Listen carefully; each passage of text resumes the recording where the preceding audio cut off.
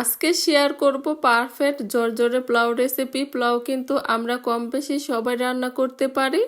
যারা নতুন রাঁধুনি তাদের জন্য হচ্ছে আজকের এই রেসিপিটি খুব সহজভাবে আপনাদেরকে তৈরি করে দেখাবো। আসসালামু আলাইকুম এভরিওয়ান। পোলাওটা রান্না করার জন্য প্রথমে আমাদের নিতে হবে চাল। নিয়ে নিচ্ছি এখানে 2 কাপ পরিমাণ চিনি গুঁড়া পোলাও চাল। আর এই চালটাকে আমি ধুয়ে ভালোভাবে পানিটাকে ঝরিয়ে নিব। আর এই কাজটি কিন্তু অবশ্যই আপনাদেরও করতে হবে। রান্নার কমপক্ষে আধা ঘন্টা আগে ধুয়ে পানিটাকে ঝরিয়ে নেবেন, তাহলে দেখবেন ঝরঝরে পোলাও হবে। এবার দিয়ে দিচ্ছি পরিমাণ মতো পেঁয়াজ কুচি। এখানে নিয়েছি 1 টুকরো দারুচিনি, 4 থেকে 5টি এলাচ, 5 থেকে 7টি গোলমরিচ এবং 2টো লবঙ্গ।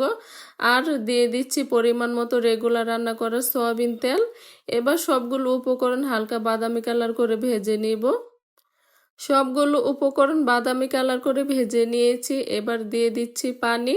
আমি 2 কাপ পরিমাণ চাল নিয়েছিলাম, এখানে দিয়েছি 4 কাপ পরিমাণ পানি, 1টি তেজপাতা, 2 টেবিল চামচ পরিমাণ আদা পেস্ট এবং স্বাদ মতো লবণ। আর সেই চালটাকে কিন্তু আমি রান্নার আধা ঘন্টা আগে ধুয়ে পানিটাকে ঝরিয়ে নিয়েছিলাম এবং 5 থেকে 7টি কাঁচামরিচ। আর অবশ্যই কিন্তু গরম পানি অ্যাড করতে হবে। গরম পানি দেওয়ার কারণে কিন্তু সাথে সাথে ফুটে এসেছে। এবার চুলার আঁচটিকে কমে ঢাকনা দিয়ে দিব। আর এই তো পানিটা শুকিয়ে এসেছে। এবার দিয়ে দিচ্ছি এখানে আমি 1 কাপ পরিমাণ মটরশুঁটি। আপনাদের হাতের কাছে যদি থাকে দিবেন, না দিলেও সমস্যা নাই। আর দিয়ে দিচ্ছি পরিমাণ মতো কিশমিশ। কিশমিশটা কিন্তু আপনারা আপনাদের ইচ্ছে মতো অ্যাড করতে পারেন। কিশমিশ যত বেশি দিবেন তত এই পোলাওটা খেতে ভালো লাগে।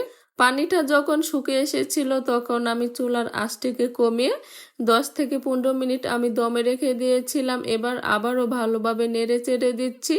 চুলা থেকে নামানোর আগে এখানে আমি দিয়ে দিচ্ছি 2 টেবিল চামচ পরিমাণ ঘি।